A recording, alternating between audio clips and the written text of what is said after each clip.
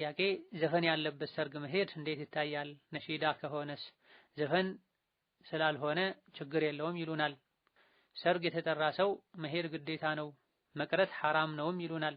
ዘፈን ሐራም ነው ያለበት ቦታ አንሄድም ስንል አንዳንድ ሰዎች ዘፈኑ ሲጀምር ትወጣላችሁ እስኪጀምር ችግር የለውም ይላሉ።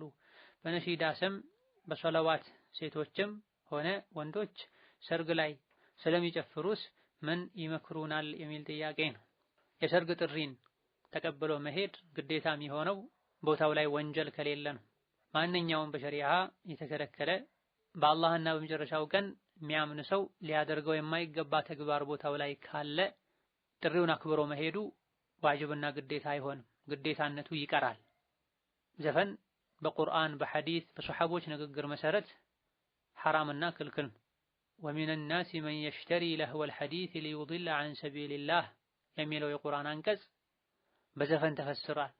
ነቢዩም ዓለይሂ ሰላቱ ወሰላም አኺር ዘመን ላይ ዝሙትን፣ የሐር ልብስን፣ የሙዚቃ መሳሪያን፣ ዘፈንን ሐላል የሚያደርጉ ሰዎች ይመጣሉ ብለዋል ነብዩ ሰለላሁ ዐለይሂ ወሰለም። ከዝሙት ጋር ዘፈንን አብረው ጠቅሰዋል ዓለይሂ ሰላቱ ወሰላም። ሐላል የሚያደርጉ ሰዎች ይመጣሉ ማለታቸው በመሰረቱ ሐራም ነው ማለት ነው። እንደዚሁ ደግሞ ደጋግ ቀደምቶች ዘፈን ልብ ላይ ሙናፊቅነትን ያሳድጋል፣ ውሃ አትክልትን እንደሚያሳድገው ተብሏል።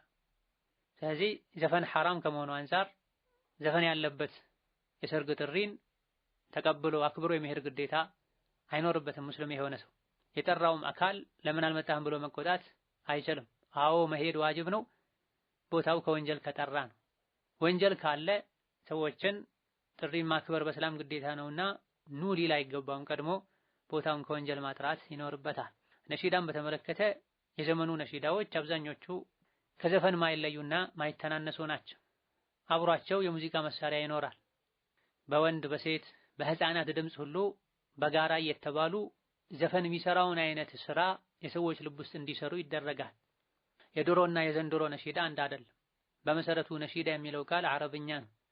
ነሺዳ ማለት ድምፅን ጮክ አድርጎ ግጥም መግጠም ማዜም ማለት ነው እንጂ የሴት የህፃናት ድምፅ አስገብቶ ከበሮና የሙዚቃ መሳሪያ ጨምሮ የሚባሉ ነገሮችን ከድሮ ነሺዳ ጋር አመሳስሎ ይቻላል ብሎ መከራከር የሚሆን መተግበር አይቻልም። ይህ እንዳለ ሆኖ ሰርግ ላይ ከበሮ መምታት ለሴቶች ተፈቅዷል። ከታች ክፍት የሆነ ከበሮ ሲሆን ይህም የተፈቀደው ለሴቶች ለብቻቸው። ወንዶች ከሴቶች ጋር አብረው ሊያደርጉ አይገባም። ወንዶችም ለብቻቸው የወንዶች አዳራሽ ላይ ወይም ክፍል ላይ ሊያደርጉ አይገባም። የተፈቀደው ሰርግ ላይ ጭፈራ፣ ከበሮ ለሴቶች ብቻ ነው። ቃላታቸውን ከሸሪዓ ጋር የማይጋጩ ሐያን የማይገፉ መሆን አለበት። ሴቶችም ቢሆን የሚሉት ዘፋኝ ሴቶችን ሊያመጡም በጭራሽ አይገባም። እዛው በጊዜው የገረላቸውን እርስ በርሳቸው እየገጠሙ ሰርግ መሆኑ እንዲታወቅ ሊያደርጉ ሊጫወቱ ይገባቸዋል። ወንድ ይሄን በጭራሽ ሊያደርግ አይገባም። ከበሮ እየተመታ ወንድና ሴት አብሮ እየጨፈረ ሶላዋትና ዚክር የተባለ እንደሆነ ደግሞ ጥፋቱ እጅጉኑ የከፋ ይሆናል። ሶላዋት ዒባዳ ነው፣ ዚክር ዒባዳ ነው። ዒባዳ ከከበሮ ጋር በጭራሽ አልተያዘም ሸሪዓችን ላይ። የተኛውም የነቢ ሷሐባ ከበሮ እየመታ አይጨፍርም ነበር ተብሏል። አንድ ሷሐባ እንኳ ከበሮ እየመታ አይጨፍር ነበር የሚል ማስረጃ ማምጣት አይቻልም። ዚክር ሲደረግ ነቢ ላይ ሶላዋት ሲወርድ አደብ ልንይዝ ሰኪና ሊኖረን እንጂ ዚክር ዒባዳንና መጨፈርን በእጅ ማጨብጨብን ከበሮ መምታትን በጭራሽ ልናያይዘው አይገባም። ይሄ ከሌሎች ሃይማኖቶች የመጣ ሌሎች ሃይማኖቶች ዘንድ የሚታወቅ እንጂ ከረሱል ከሰሐቦች የተወረሰ አይደለም። ከጊዜ በኋላ የተለያዩ አይነት ፍርቃዎች አንጃዎች እስላም ውስጥ ሲገቡ ነው ሲፈጠሩ ነው እንዲህ አይነት ነገር እስላም ውስጥ የገባው እንጂ ቀደም ሲል እንደተጠቀሰው ሰሐቦች ወይም ታቢዒዎች ከበሮ እየመቱ ይጨፍሩ ነበር፣ ነብዩ ይሄን አድርገዋል ሊል የሚችል ማንም የለም። አለ የሚል ሰው ካለ ማስረጃውን ያምጣ። በህልም አይቶ አሊያ ደግሞ ከነቢ በላይ የሚወዷቸውና የሚያከብሯቸው የጠሪቃ መሪዎቻቸው ሼኾቻችን የሚሏቸው በድፍረት ሊናገሩ ይችላል። ወልዮች አድርገዋል ሊሉ ይችላል። የኛ ወሊ ነቢ ናቸው አለይሂ ሰላቱ ወሰላም። ከነቢ በላይ ወልይ የለም። ትክክለኛ ወልይም የእሳቸውን መንገድ የሚከተሉ ናቸው። ስለዚህ ዚክርን ሶላት አለ ነቢን ክብሩን ልነካ አይገባንም። ሰርግ ቦታ ላይ ሴቶች ሐያን የማይነካ ከሸሪዓ የማይጋጩን ግጥም እየገጠሙ ለራሳቸው ሊጫወቱ ከበሮ ሊመቱ ይችላሉ።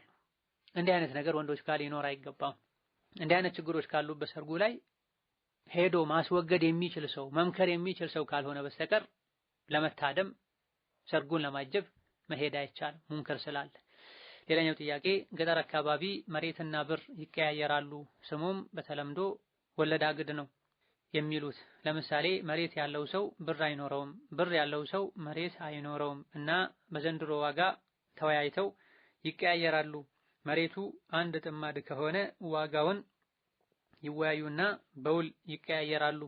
ለ2 ዓመት ብለው ነው የሚዋዋሉት እና ብር ሊመለስ መሬቱን ሊሰጠው እንዳጋጣሚ ብር ካላገኘ ብር እስከሚያገኝ ድረስ መሬቱን የገዛው ሰው ይጠቀመዋል። በሸሪዓ እንዴት ይታያል? ወለድ አገድ ሪባ ነው፣ አይቻልም።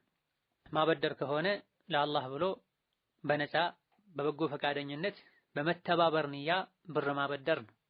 ብር አበድርሃለሁ ብሩን እስክትመልስ ድረስ መሬትህን እዘራ ዘንድ መሬትህን አርሼ እዘራ ዘንድ ምርቱ ለራሴ እንዲሆን ወይም ደግሞ ቤትህን እንደ መኖሪያ ወይም ሱቅህን እንደ መነገጃ እጠቀም ዘንድ ያሉ ሸርጥ አስቀምጦ አበድረው እንዲጠቀሙ ማድረግ ሪባ ነው።